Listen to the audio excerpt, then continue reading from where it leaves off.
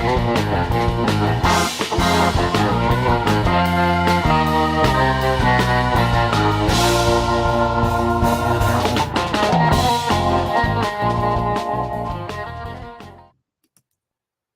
going on, everybody? It is 8 p.m. It's a Wednesday night, not a Tuesday night.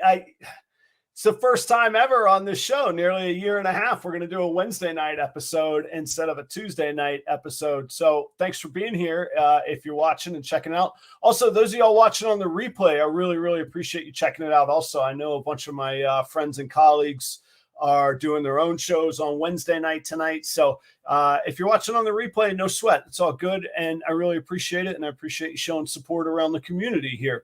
We got a banger tonight, man. Garrick Demeyer. Like what more do I have to tell you to make you want to stick around tonight? Garrick's been kind enough to spend an hour or so with us this evening. And we're going to pick his brain, and I promise you we'll get right down to content here very, very quickly.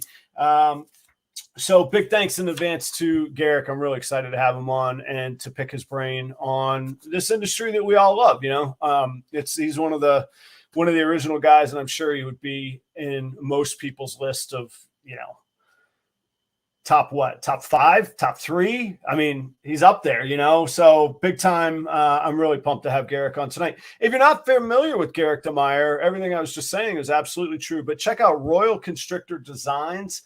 You can find him on Instagram, on YouTube, Facebook, Royal Constrictor Designs, and his link is right down below in the description. Truly, if you're not familiar and you're into ball pythons, you should learn about Garrick Demeyer. So he's going to join the show in just 1 second. I'm going to burn through some announcements, so we're going to get right to the content with Garrick. What's up to everybody in the chat tonight? You guys know I'm not great about the chat. We're on a little bit of I wouldn't say a time crunch, but we got stuff to get to tonight, right? So I want to say thanks to everybody in the audience. I don't take you guys for granted. You all know that.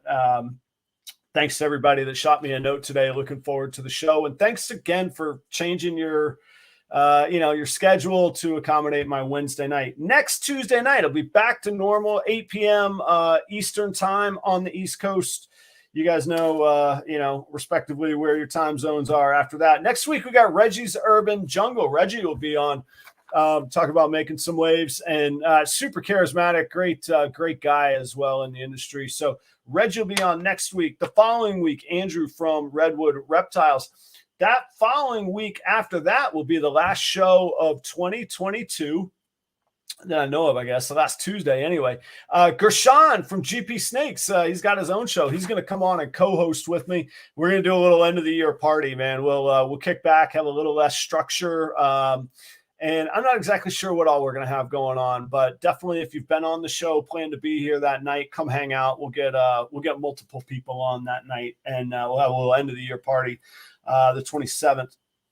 As always, check out my Morph Market account.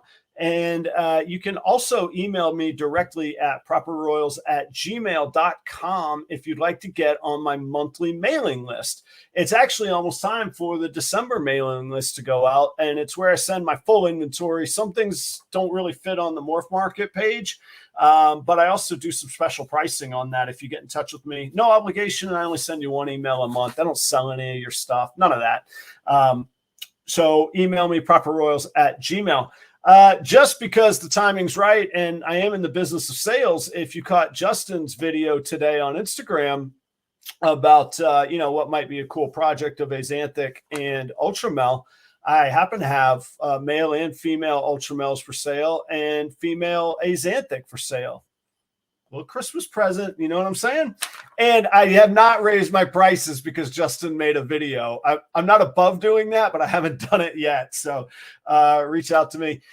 Hey, on a personal note, I changed the schedule this week because I just had a wonderful family occasion that I absolutely needed to be at. Stay in touch with your family members.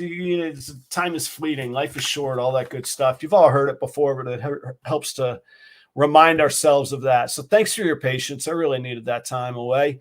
And here I am. I'm back. And then we'll get to the normal schedule next week. So that's it. That's it for the announcements. We're going to get right on to the contact. There's 37 of you all 5 minutes in. It was fantastic. Thanks so much. Those of y'all that haven't joined the show before and maybe saw somebody else's retweet or story or maybe one of Garrick's posts, thank you so much for being here. My name's Adam. This is the Proper Royals channel, and I do this show every Tuesday night normally, and we always stay on topic of ball pythons and reptiles, generally about a 90-minute show. Hope you'll consider subscribing and sticking around and hanging out with me. Hope to see you soon. Hope to see you next time. Now then, for the first time ever, please help me welcome to the Proper Royals stage, Mr. Garrick Demeyer. Garrick, how are you? Good, Adam. Thanks for having me. Hey, my pleasure. Thank you so much for being here. And I like to tell these stories behind the scenes. Like, you're busy. I'm always trying to book somebody. Like, I've got a 52-week window that I've gotta fill, and you're obviously a busy man. We're going to talk a lot about that.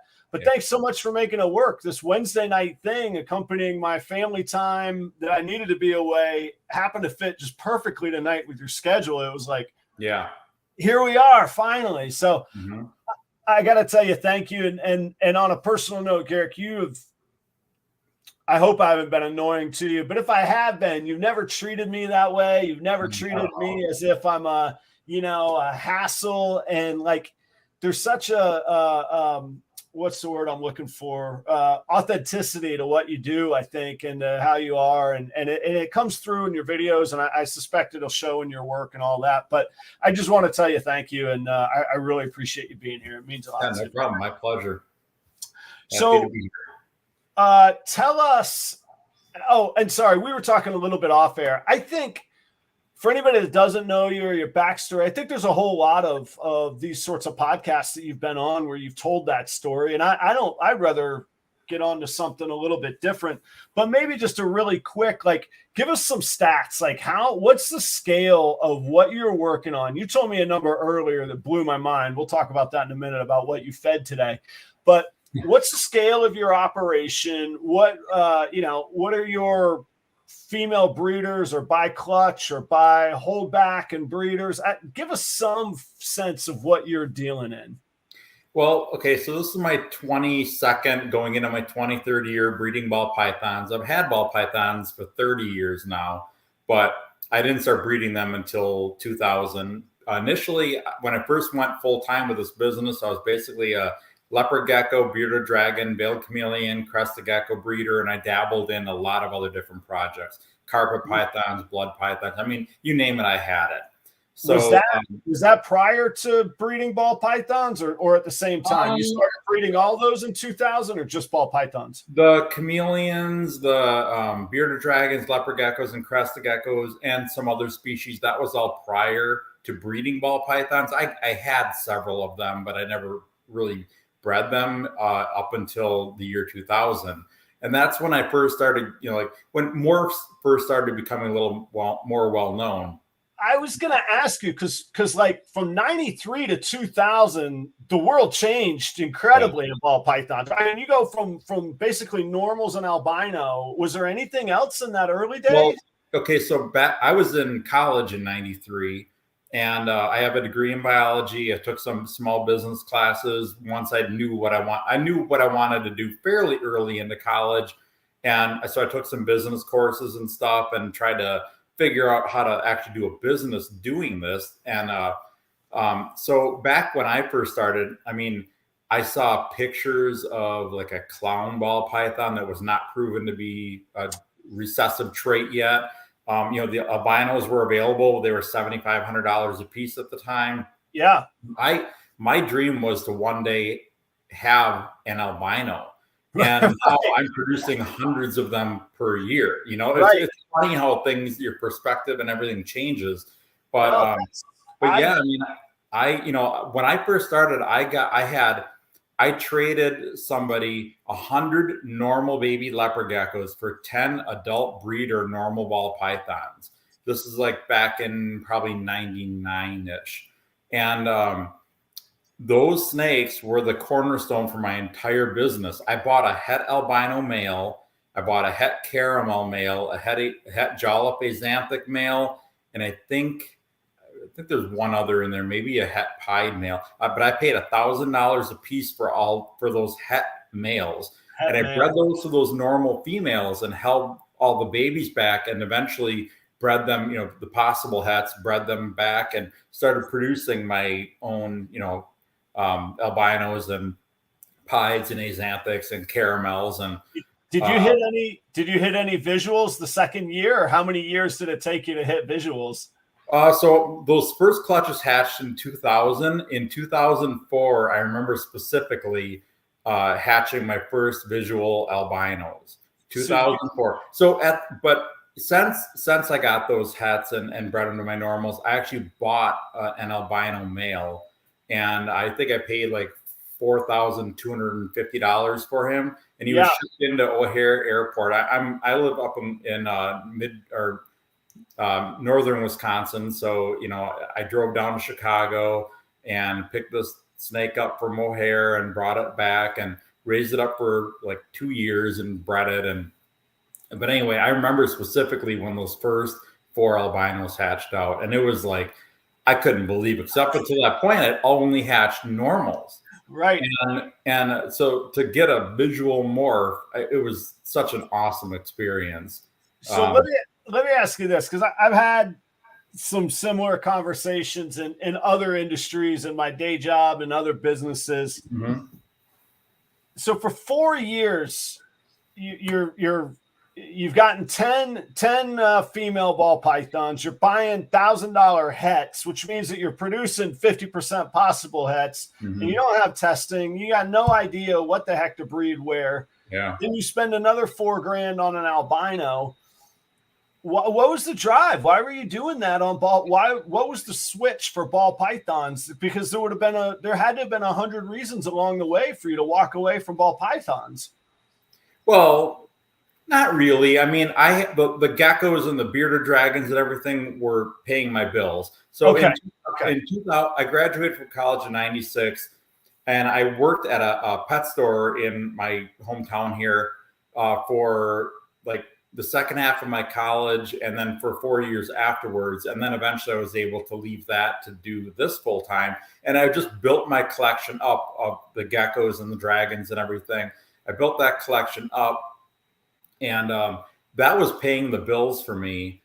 And then I started investing. When I started, like, I kind of figured out how to make money doing this, like how to breed them and actually make a profit for those species. So then I started taking that money and putting that into ball pythons, mm-hmm.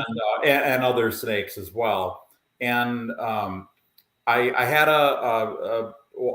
a business partner who's actually my brother-in-law. He was fascinated. He's very business savvy, and he was very fascinated at the time of what my plans and my goals were. So he's like, well, how about I'll sell this chunk of land and we'll buy a ball python with it. And so we did that a couple times over. That's how I got my first spider ball python. I bought it from Kevin McCurley from Nerd back in 2003. We bought a reverse trio of Mojaves, so 2.1 Mojaves, and we bought a clown male and 2 het females.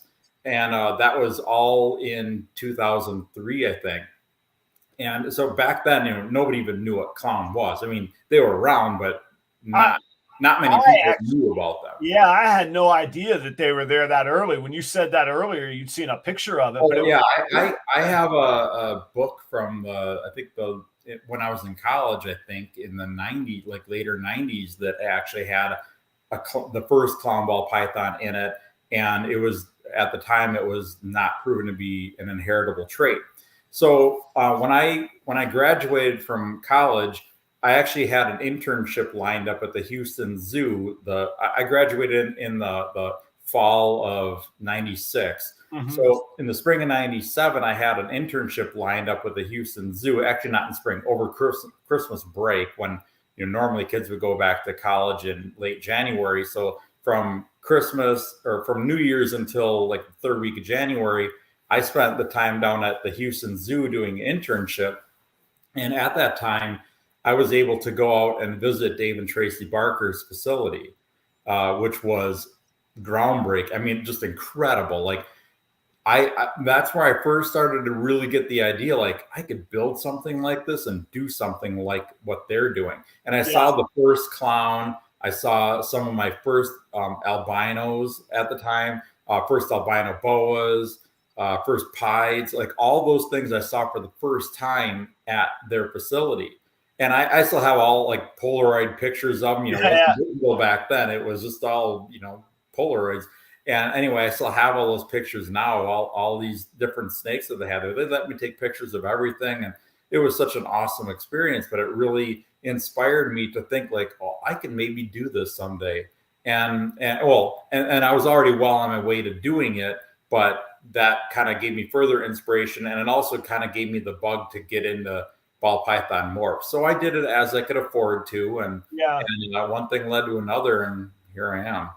That talking about seeing, it's one thing to see it in a book. It's one thing to dream about things. It's another thing to see that in your hand and go, all right, I understand biologically, business-wise, how this can be done. Like that's that nugget. I think that's fantastic. Thank you for sharing that backstory. So take us up to today. How many animals are in your, I mean, I'm sure maybe you do know to this single animal, but I mean, how many animals are in your facility? Yeah, exactly.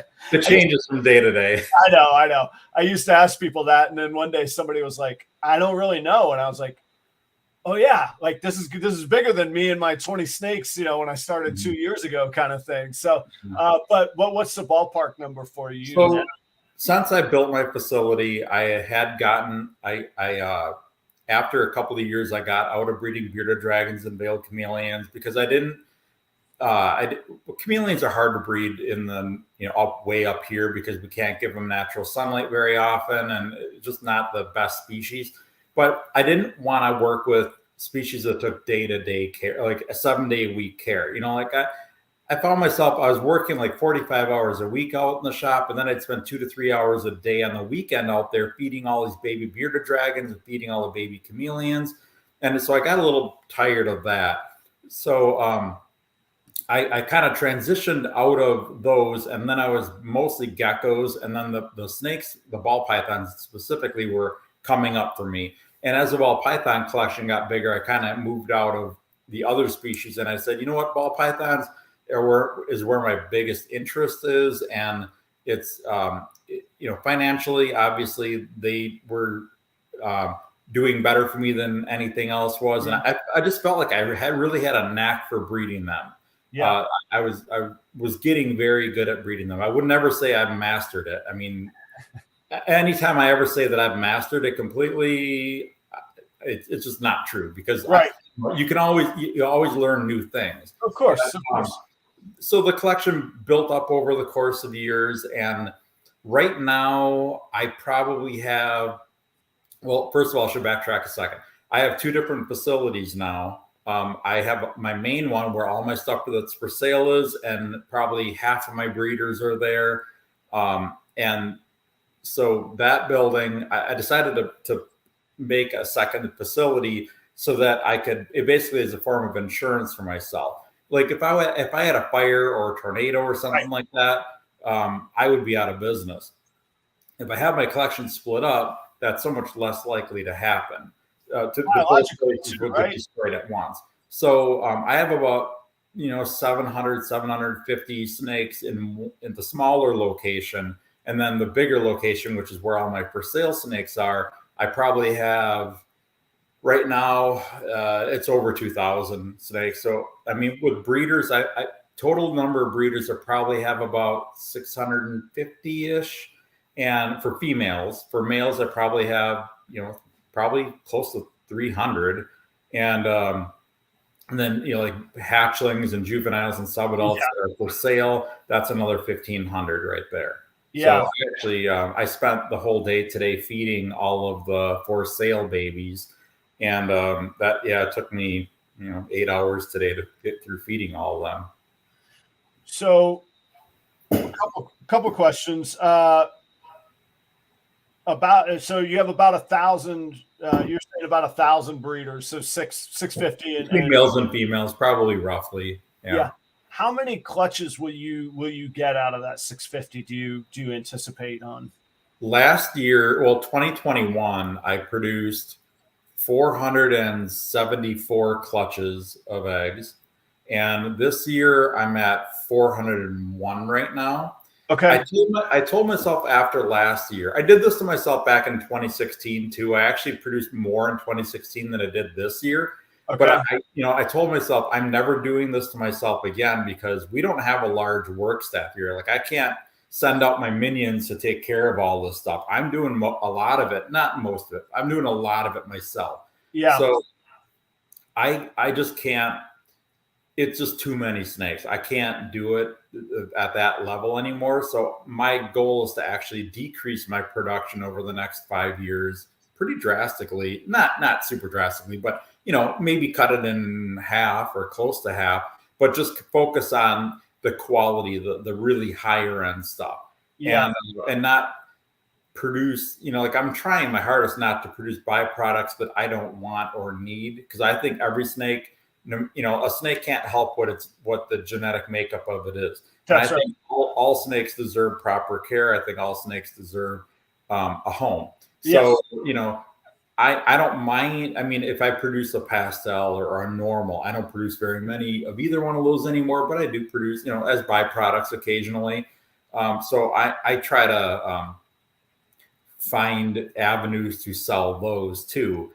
But I was going to ask, do you have, so we all know about the, clown genetic stripes. What about double het males? Where do those, do those go to a wholesaler for you? Do those, are there different avenues? What are the different bases you have covered on kind of like with that particular project, kind of depends on what other genes are in it. I don't think I would hang on to a normal or a pastel double het male. Right. But, and like with the other double recessive stuff, like albino pieds, obviously I'm not going to keep a double het albino pied male around. I wholesale all that kind of stuff, and I try to keep a lot of the nicer stuff that comes out of all those projects. All the females I generally keep, maybe not like double het albino pieds, but all of the double het clown pieds, double het G-stripe clown, that kind of stuff. I keep all the females, and I do try to retail those, but my goal is to breed more double visual to double visual. Like a few years ago, I was breeding, a couple of years ago, I was actually breeding like dreamsicle to double het. And, that's great. And I've hit on amazing odds. Like I've had clutches come out where I've had like 6 dreamsicles come out of a dreamsicle clutch. And, but the thing is, I got lucky. It's not an expected result. It's not a good plan, right?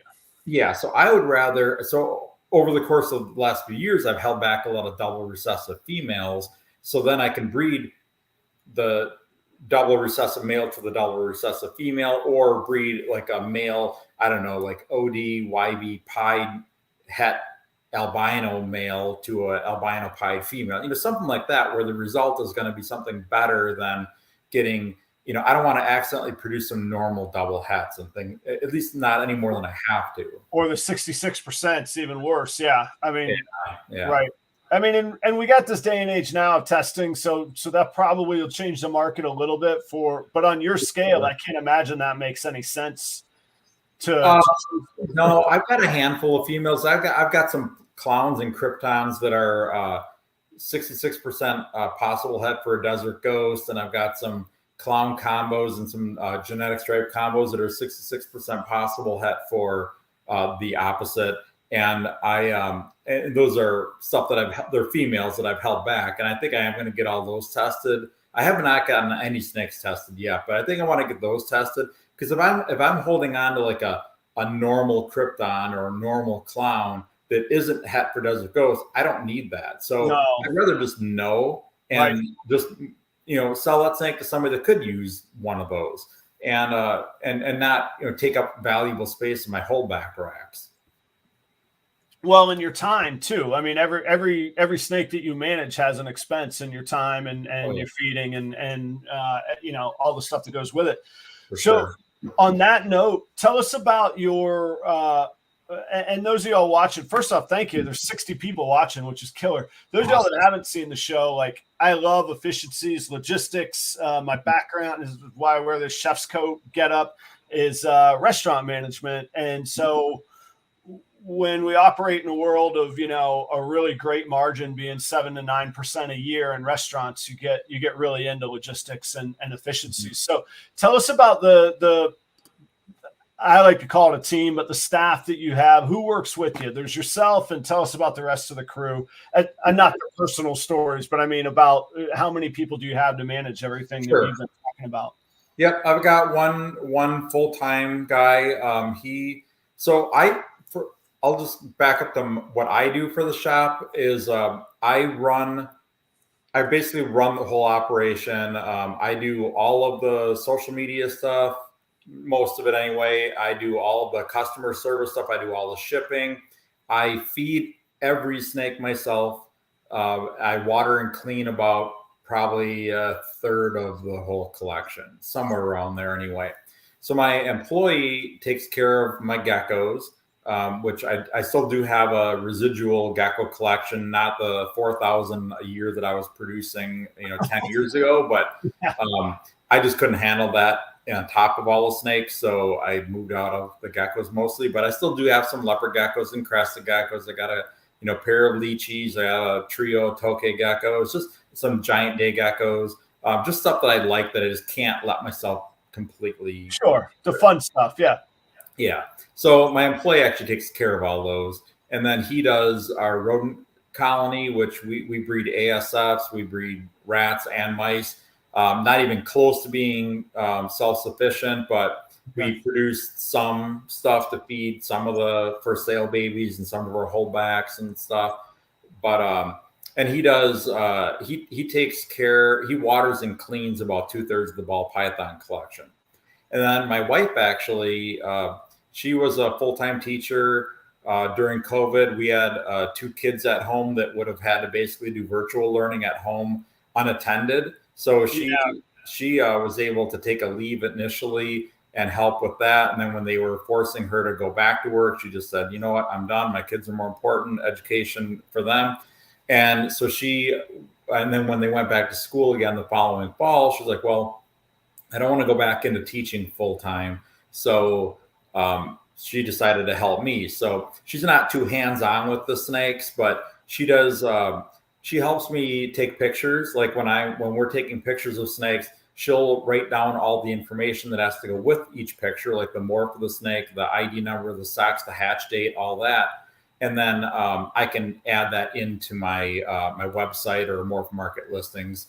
And then she also helps me get all the babies set up. Like tomorrow, we actually have 7 clutches tomorrow that we have to set up. We're still hatching babies right now, which is weird. Yeah. This late in the season, normally at this point of the year, I'd have maybe like 5 clutches incubating. I probably have 15 clutches in the incubator yet. I have 5 clutches that hatched last week that haven't shed yet. And I have another 7 clutches that hatched and shed and that need to get set up. So she'll write all the ID tags out for me as I'm telling her, as I'm IDing the babies and telling her what it is. Mm-hmm. So she does, like, she'll scrub tubs and, help me with, she runs errands for me. Like anytime, I need this for the shop, she'll just go get it. Yeah.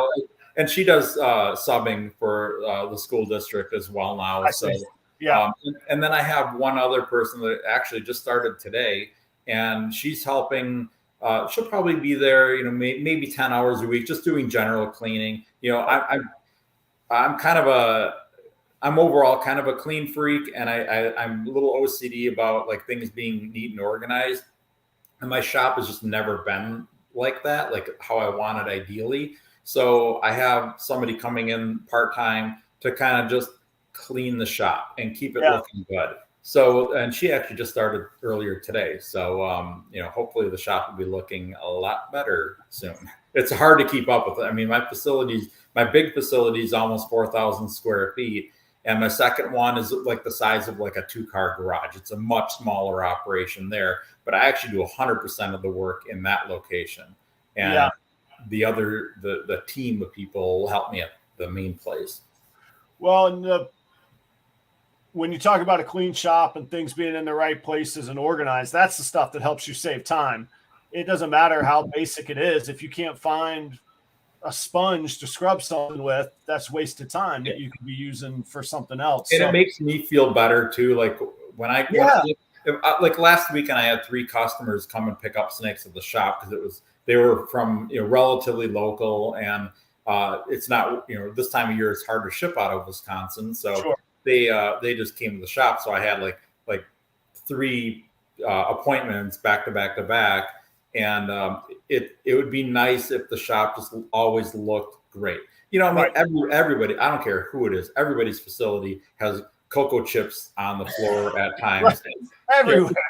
Spider webs. It's always something. And so I'm just at the point now where I really want to keep that to a minimum, and I just want the shop looking good. I used to, about 12 years ago, I used to do an annual open house at my shop where I basically invite anybody who wanted to come, make the trip up to Wausau, Wisconsin, and we'll spend a day touring the facility. We'll, if anybody wants to buy something, great. If they don't, I don't care. It doesn't matter. We'll just hang out and talk snakes or lizards or whatever all day. And then anybody who's left at the end of the day will go out to eat or whatever.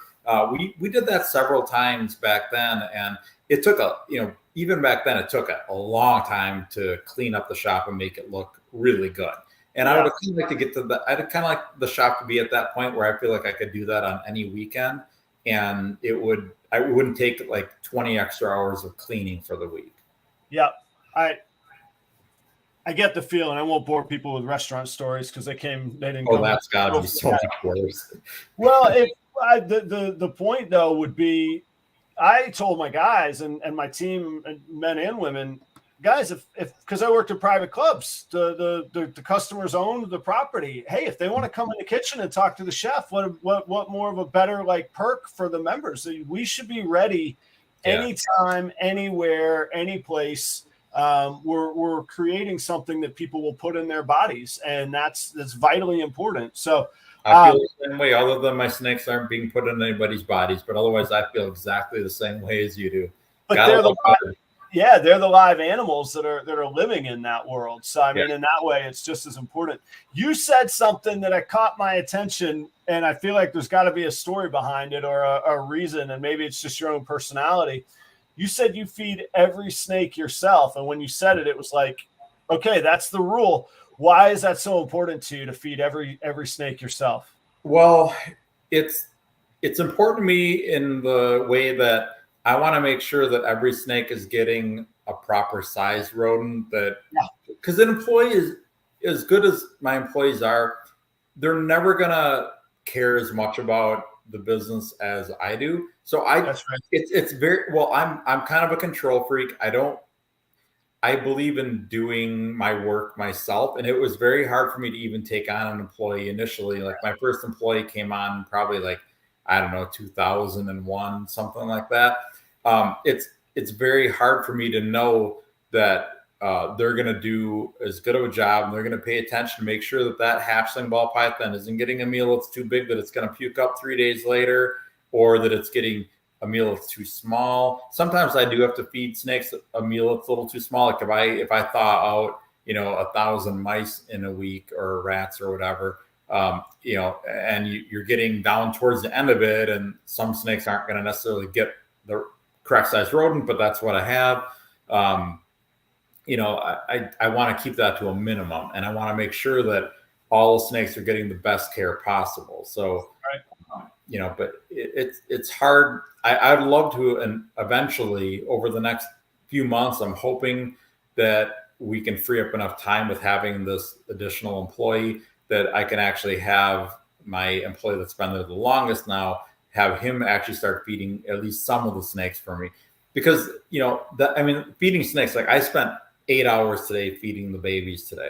So if I could have somebody else do that, I would have 8 hours more per week to do more videos. I could take more pictures and get snakes up for sale. I mean, if you look on my Morph Market page or my website, by the way, everything that is on my website, all of my snakes go onto my website first, and then they get uploaded to Morph Market. So if you want to see what I have the soonest, check my website. But anyway, so, my time, if I could free up 8 hours, like a full day per week, I could spend that time taking pictures of snakes, getting them on the website quicker. Right now, I probably have 400 and something snakes on the website. I have well over 1,000 available. I just don't have them on available online yet. Yeah. I need to and that's all, way. that's all that efficiency stuff, but it also, that would turn into a cash flow positive effect for you, because you for sure it would. Yeah. Exactly. Right. Yeah. So that all funnel kind of goes together. While we've come to sort of a natural stop, we got about 70 people watching, which is a killer. This is great. Awesome. Thank you all for being here. I'm not going to take too much time, but a couple of people that I've got to mention: Redline Shipping, Cold Blooded Cafe, and Baud's Exotic Reptiles have all been fantastic to me in their own ways.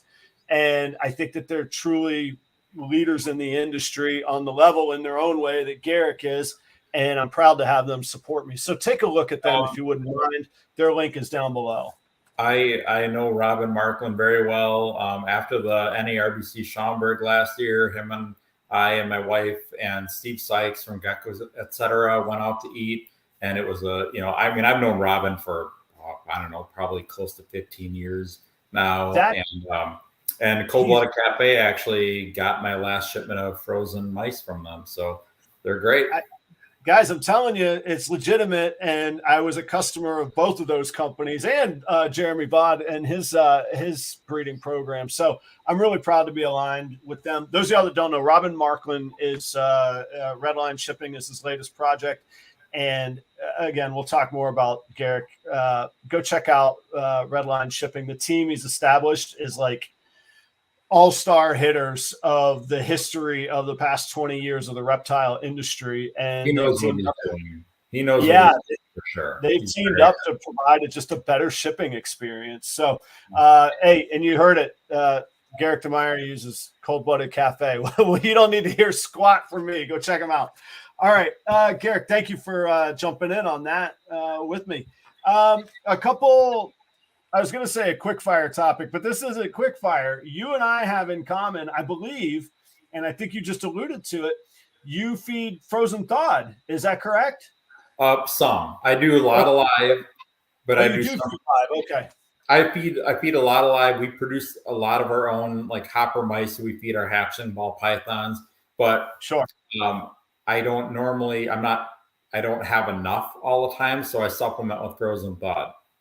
Okay. And almost all of my ball pythons that have eaten 4 or 5 meals, whether, live meals, will take frozen thawed without any problem, as long as I heat them up really well underneath the heat lamp.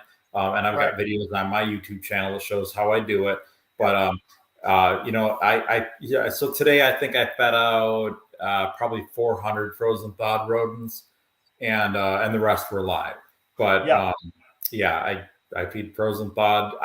I know a lot of my customers want their snakes on frozen thawed.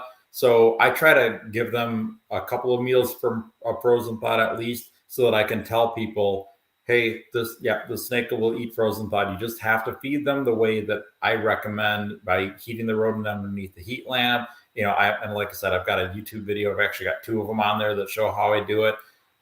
It's incredibly effective, and most of the snakes will take it without any problem that way. No, I agree with you. And when I was starting out, I actually used your videos and followed that method, because raising rats wasn't going to work for me, or rodents, because of my allergies. And I'd already convinced my wife to have snakes in the house. I didn't know how we were going to get the rat conversation addressed. So, rodents are so much worse than snakes. I know. Yeah, they're not fun. But and we don't have to dwell on it. But to everybody that always asks me, I don't have the time to do that. My snakes won't take them. It really, if you get them conditioned, and you get the snakes conditioned to the frozen thawed, and you're getting the rodents to the right temperatures, they will take them. Check out Garrick's videos on that. Temperature is key. Temperature is key with them. They got to be hot. Yeah, not to the point where they're spoiling. No, you don't want to cook them, and God forbid you don't want to burst them either. But what do they say when people are trained? Like, you go to a dog trainer, and the dog trainer says, like, well, we actually have to train the owner as well. Like, you have to train yourself to believe that they're going to eat it first, and then second, I found there's a strat. It's almost like knowing how to fish a good fishing hole. Like you got some moves that you got to do, but once you get them conditioned and you know what you're doing, kind of thing, they go right in. Sorry, Doc just asked, Adam, did you imagine getting to have long conversations with leaders like Garrick? No, I didn't imagine it, and it's why I'm so happy and thrilled tonight, Doc. You hit the nail on the head, man. Do you use an ultrasound at all? Have you ever? What's your thoughts on ultrasound, Garrick?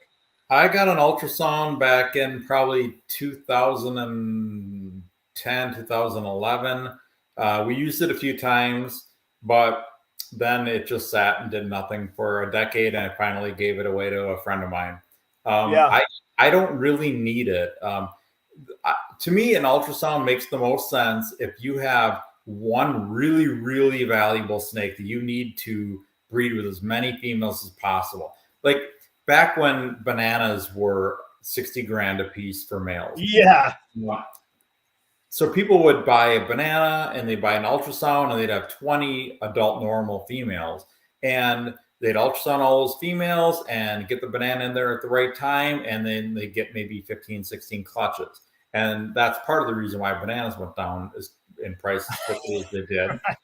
Also, partly because the male maker, female maker thing, that didn't help either. Yeah, but nobody knew that for a long time, huh? Right, and nobody could believe it. I mean, I'm a biologist. I have a degree in biology. I took genetics classes.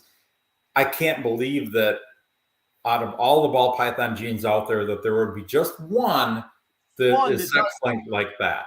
And it was hard to get on board with that, but it's definitely true. But anyway, so I stopped using my ultrasound machine partly because my collection is so big. If I went through an ultrasound at all my females, it would be like a full-time job to get through them all. So, and also, I'm not trying to breed one male to 20 females. I average probably one male to 3 or 4 females. Most good males could breed more than that, but there's really no, I don't need to produce so much. Like I'd rather have more males with a different combinations of genes breeding to females with different combination of genes. It gives me a wider variety of babies. Like for clowns, for example, I have probably 30 clown breeder males, probably more than that actually if I really look at them. But each one has a different combination of genetics, different codons mixed in.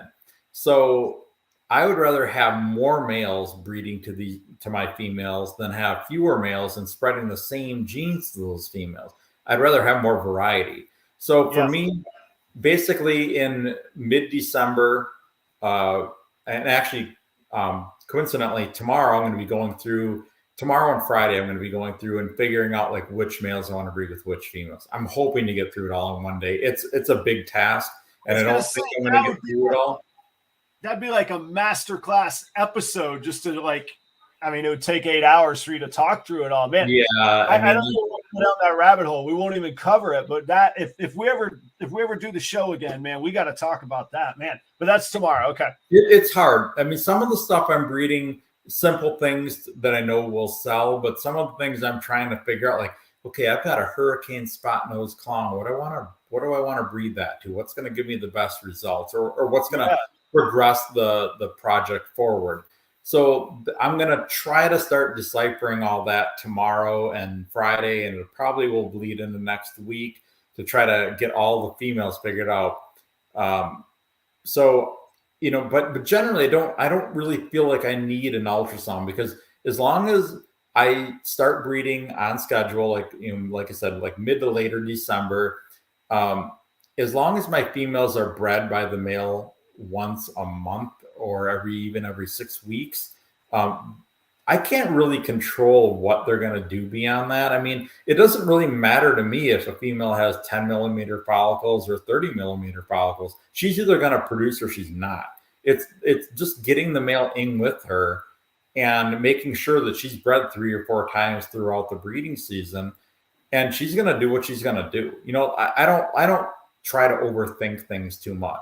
There's no amount of ultrasounding in the world that I can do to get a specific female to lay a clutch of eggs next year. She's either going to do it or she's not. Just get the male in there and get her bred.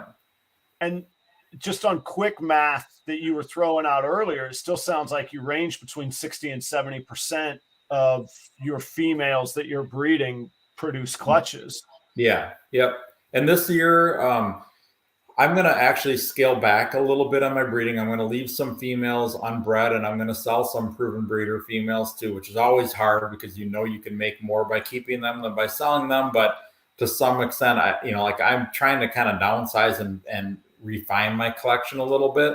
So I'm not going to produce as many clutches in 2023 as I did in 2021 for sure. I'll never do that again.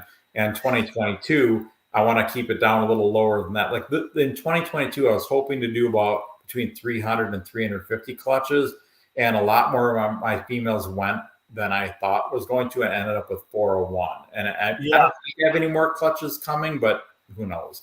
So I think I want to cut it back a little bit this year and focus on the higher end projects, and also focus on the projects that for my new breeder males that I've never bred before, like some of my new combos. I want to focus on those and not just produce more of the same stuff that I've been producing, because honestly, I still have a ton of that at the shop for sale right now. So I think, overall the market's a little bit down compared to where it was, definitely down compared to where it was during COVID. 2020 was out of this world. 2021 was still good too, but I just don't think I need, if I hatched another 2,000 ball pythons in 2023, I don't think I'm going to have enough space to house them all. I can barely house everything I hatched in 2022. Yeah. So, and my goal is to make sure every snake gets the best care possible. So if I'm hatching 2,000 snakes next year and I only have enough room for 1,000, what am I going to do? I can't make that many. So for next year, I'm going to try to keep my production down a little bit. I'm going to focus on the nicer stuff, and then I'll reassess at this time next year. I'll reassess the market and see, okay, can I do 300 clutches the next year, or do I need to still do 200, or can I do 400? I don't think I'd ever do 400 again. I just don't want to work that hard anymore. But it gets rough, man. I've been doing this for a long time, and it is getting hard. I mean, I just turned 50 in October, so I just don't want to, bust my butt the way I have been quite as bad. Yeah, I but love what I do. I just don't like doing it for 60 hours a week, Yeah, but what a great place to be at, where you can make that conscious decision. Yeah, exactly. Hey, so I've been doing a little segment that I call the top 5, and I haven't mentioned it because I want the quick, honest, quick fire answers.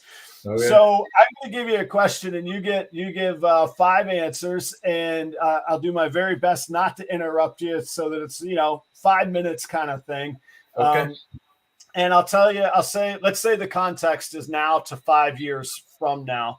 So what would be your top 5 recessives that you think you should be focusing on into the future is my question. But let's say 5 years from now, what do you think? Basically, what would you work on today looking forward 5 years? Well, I wish somebody would have asked me this, 5 years ago. I would have said Desert Ghost for sure, because that project. Would you have known then? I didn't. I slept on Desert Ghost for such a long time. I have Desert Ghost. I produced Desert Ghost clowns. I have a Desert Ghost pie that I'm going to be breeding to double hats this season. But that's a project I definitely slept on initially. I guess I didn't see that many of them in person at 10 years ago when they first became available. And I'm just like, you know what? It kind of looks like an Orange Dream Fire. And I think I can make stuff simpler with a double coat on than I can with a recessive. And at the time, I was all about getting really showy stuff like banana. Banana was real big back then, doing stuff like that. So Desert Ghost, but still, even moving forward, I think Desert Ghost is a big one. Okay. Pied it's a classic. It's going to always be popular. I mean, I would say if you line up 10 ball pythons, no matter what the morphs are, and there's a pied in those 10, most new people that are just getting into this are going to probably gravitate towards the pied.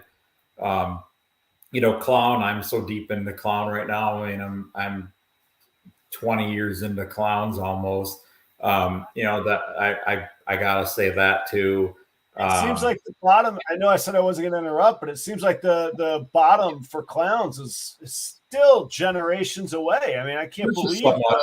I mean, that's when I first got into that. When I first bought my original male in 2003, I'm like, I just saw so much potential. There were none of these other morphs out there back then, but I just saw the potential. Like, that's a color morph and a pattern morph, and that's gonna be a game changer. And I had no idea how much of it would be, but it's just a classic morph, and I just love them.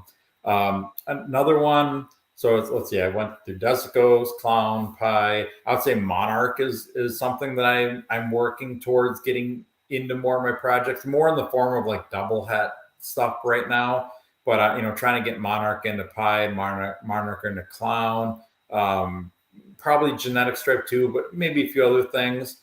So I consider Ultra Mel is not the same thing as Monarch, but it's similar, and Ultra Mel is another one that I'm really working the Ultra Mel Pied and hypo Ultra Mel Pied stuff with triple recessives, Ultra Mel Clown. I'm really working that project fairly hard right now. As far as other recessives, I have not gotten into Monsoon yet, and I don't have any visual sunsets yet. Those projects, I like them. And I've liked some of the combos that have come out so far, but I feel like I'm sleeping on them a little bit, because sooner or later somebody's going to hit something that is just out of this world with them. I knew it, I know the lavender albino sunset, I believe that Brad Boa hatched out. I think I'm almost positive that's what it was. I saw a picture of it a few months ago. That thing looked unbelievable. And I think it was sunset in with lavender albino, and I'll have to look. So don't quote me on that. But anyway, and Monsoon, that's like one of the big recessive morphs that are out there right now that are just kind of starting to get out a little bit. All of them kind of look the same with different colors right now. I'm just wondering what other genes are going to get in there to like alter the pattern or just destroy the pattern. Right. And I think that's the key is, because like there have been some codom genes over the past few years that have done that too, like where everything kind of looks the same, but maybe a little bit different color, like bamboo, champagne. Those are great morphs, but you start mixing too many genes in with champagne, they all kind of look the same. And same thing with bamboo. It's hard to tell what other genes are in some of these bamboo combos. And I like both of those combos, but to me, if most of the different combos that you do with them are going to look kind of similar, might not be as much of a point to do them. Right. So, I don't know. I don't know if I got all five. But you got like 7. Yeah, you fulfilled you fulfilled the exercise wonderfully. Okay. Let's talk about these clowns for a minute. I myself, I wouldn't say I slept on clown. I've only been at breeding ball python. I'm only going into my 3rd year breeding, so it's not like I've either done something or I haven't at the moment. But obviously, I have a lot of clown stuff now. The thing that I've been really excited about, like just in the past year and a half on clowns, is seeing some of the effects that some codoms or other recessives have that, again, totally change the pattern. So, like, clowns look different than any other ball pythons, just a normal clown. Mm-hmm. But then you take, like, an acid in a clown, and other than just the head, it doesn't even really look like a clown. It doesn't have the typical clown, lateral and teardrops coming down the side. Spot nose is one. What's that? Spot nose is a great pattern disruptor as well. Yeah, and then I got to work a vending show with Dale at Constricted Reptiles, and I think you and he are kind of at the head of the and I know that you and he are working on it, the genetic stripe clown project. That has a whole different pattern, both of genetic stripe and clown. It has these like triangle teardrops that you don't see anywhere. And so like I got really reinvigorated on the clown stuff because there it is, a new color, new pattern, but still within the same genes, because we're still finding new things to put in there. Yeah. That we're able to be part of something that is evolving and literally never been done is so rare in this world. Like I'm not going to invent a new hamburger. Like I could put a new topping on it, but it's still, I mean, it's a hamburger. I'm not breaking any new ground. I'm just doing it well. This is all new, completely new stuff. Yeah. Go ahead. Sorry. No, I wasn't. I didn't. Market wise, would you pick Ultra Mel or Monarch right now? If the money was, I guess you could source them equally, kind of thing, or if it didn't matter to you, the overhead. You know, honestly, I only have a single Monarch male that I'm breeding into some clown combo and some pied females, just to make my like I just produced my first double het clown combo with Monarch. So I'm so far away from really seeing the big difference between them and all the different combos that you could do. So I can't really say, but I mean, I love Ultra Mel. You know, I worked with Caramel for many years. And when Ultra Mel came out, and, you know, initially I had quite a bit of success producing like nice, perfect caramels, but eventually, you know, just the chances of some of them coming out with kinks and stuff, I just didn't want to deal with it anymore. And they are definitely different from, like, caramel is definitely different, and I love them, but they're different than the Ultra Mel. But I figured, well, Ultra Mel is close enough that anything that I was doing with caramel, I could do with Ultra Mel. So I kind of switched over my projects. I did all the same projects into Ultra Mel instead. Monarch, I'm going to try to duplicate that because there is a difference. I mean, if you have them in person and you just look, you got one in each hand, you can definitely see a difference in them. You know, Monarch is so much darker pattern. So I guess if I could pick one just because of the rarity, I'd pick Monarch, but I love Ultra Mel, and I've got Ultra Mel in so many different other recessive projects. But I think they're different enough that I want to do all those projects with both genes. So I guess I wouldn't really pick one versus the other. They're both great, but they're different. Yeah, it doesn't have, you don't see it as an either or. What's Right. you know, one's not exclusive of the other. Yeah. Let me see. We've covered a whole lot of ground, and I know that we're getting close to where I promised I would let you go. Talk to us for just a few minutes on, you know, everybody's got an opinion on the market right now, and I'll just put it this way: I think your opinion would carry more weight than most people's because you've been through 2 decades of ups and downs. I would say the difference is that you probably have the inventory and the resources to ride out some downs. You can lower prices and still be profitable, where other people may not be able to do that.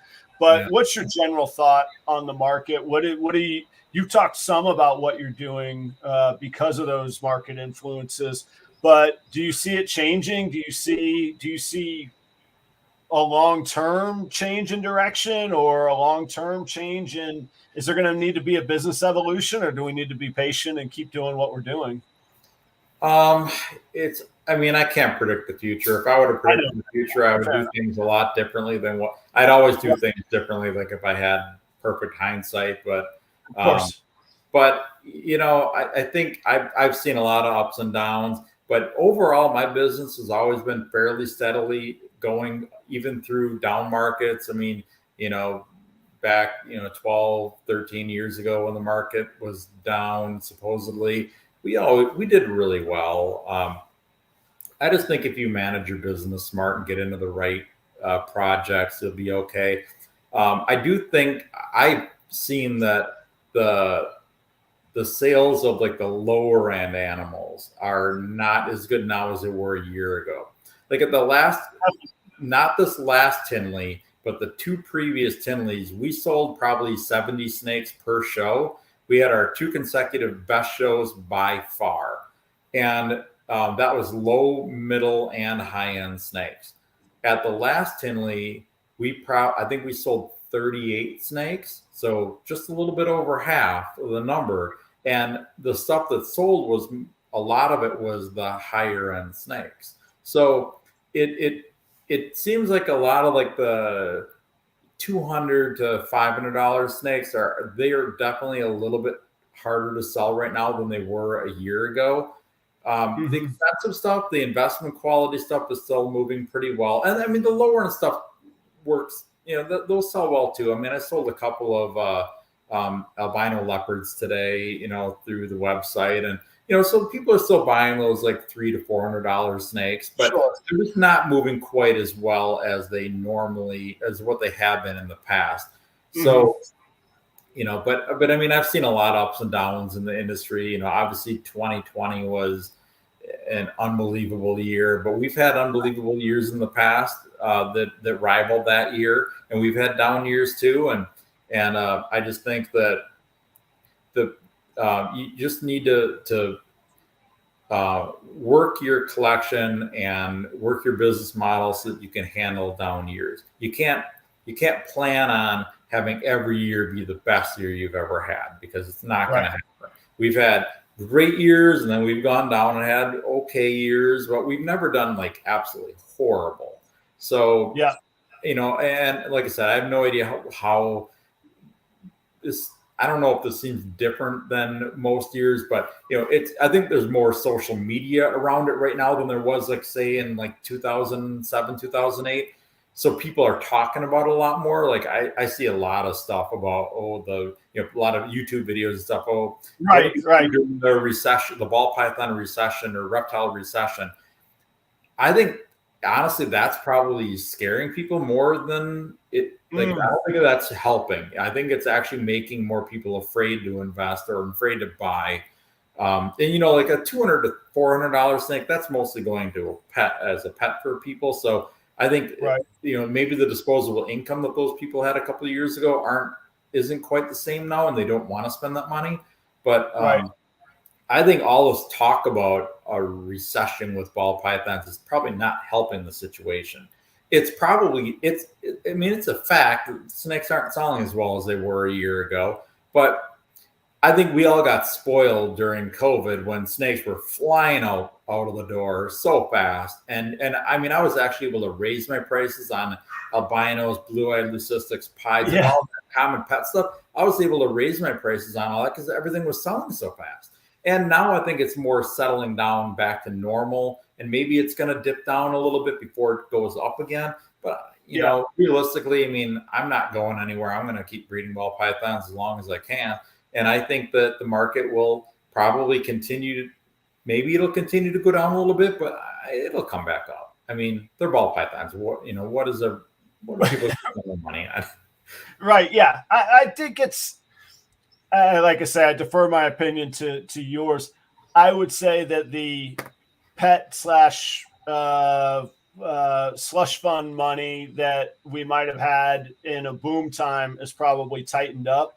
Yeah. People working towards breeding that are part of the industry or that are chasing that dream of breeding, I think that those are probably still there. That's what they're going to go after. That's what they're going to work for and spend their money for. I think so. Also, I want to add, if you're into breeding ball pythons, the only way you can really lose is to give up and sell. If you keep your breeders and to keep working your projects, eventually it'll come back around and you'll be profitable. To buy it, like say 2 years ago, somebody bought, they spent $10,000 on their ball pythons, and then they decide, I can't wait, or I'm not going to make any money on this. I'm panicking. I'm just going to sell. You're going to probably get $6,000 for that group of $10,000 ball pythons. If you keep them and keep working it, and you have to do it affordably, and you got to think, can I afford to keep these for that long? But if you keep at it, you can't really help but make money, or at least pay for itself. Yeah. I mean, it's pretty simple math. As long as you can breed them. I mean, some people can just go out and buy a bunch of ball pythons, and they don't have the work ethic that you need to breed them, or they don't have the knowledge to breed them. Yeah, okay, you can lose money that way, but as long as you work your projects correctly And actually, right now is not a horrible time to start building a collection, because I mean, there's deals to be had. This is a buyer's market. Buyers, that's right. Right now. So I mean, like for Black Friday sale, I had a 40% off across the board on my website. That's a pretty good deal. And I sold. I can't remember how many individual orders. I think it was like 67 or 68 individual orders. Sold over 100 snakes. It hurt me looking at the price I sold, because I just figured, well, instead of pricing each snake at a certain percentage off for sale, I do a flat across the board. And when I saw some of those prices come through that I sold some of this stuff for, it hurt a little bit. I had a couple tear shed, but it's what you got to do. But that's a great time to get into these things, so you can get in pretty good deal, and you got to sit on them. I mean, you buy a pair of baby ball pythons right now, it's going to be 3 years before you're going to start breeding them. And by then the market could look completely different than it does right now. I would venture to bet it will. I don't know how it will, but I would venture to bet that it'll look much different in 3 years. I agree with you. I mean, whether it's buying real estate in a tough time, where other people are fleeing is almost always opportunity if somebody can see through the chaos and see longer than right now or longer than tomorrow. And I'm with you on that. That's something that I believe. I don't have the longevity in ball pythons to speak as an authority on that, but in other areas with the market, this week was a really good buying opportunity in the market because it just came off the highs from 2 weeks ago, the stock market. I mean, so, I mean, it's the same philosophy across markets. Yeah. Garrick, you've been incredibly giving with your time. I want to tell you thank you. I want to tell you you've inspired myself along the way, but I know a lot of people in the audience. You broke my viewership record for the night, so I thank you for that. That was really I'm highly appreciative of that.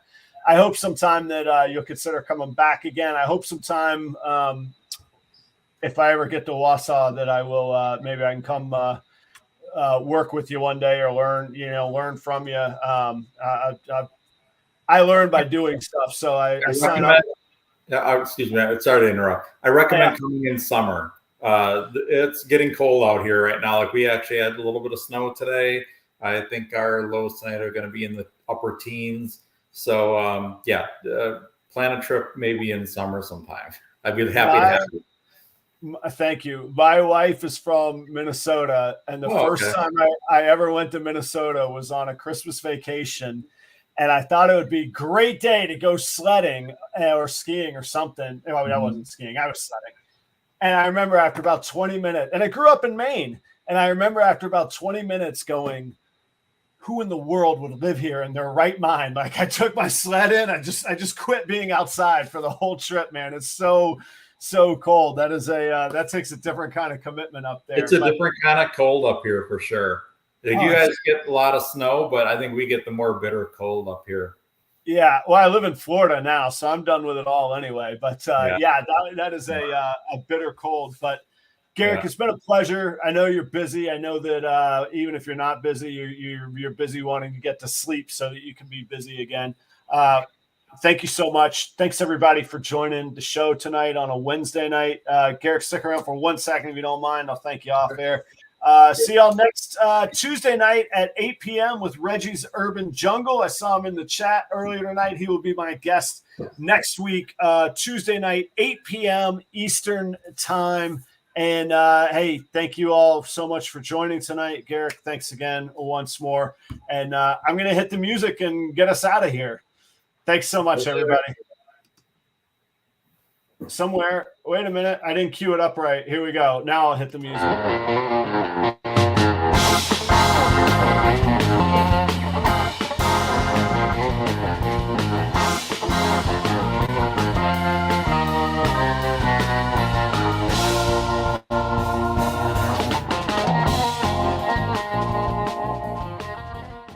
Good night, everybody.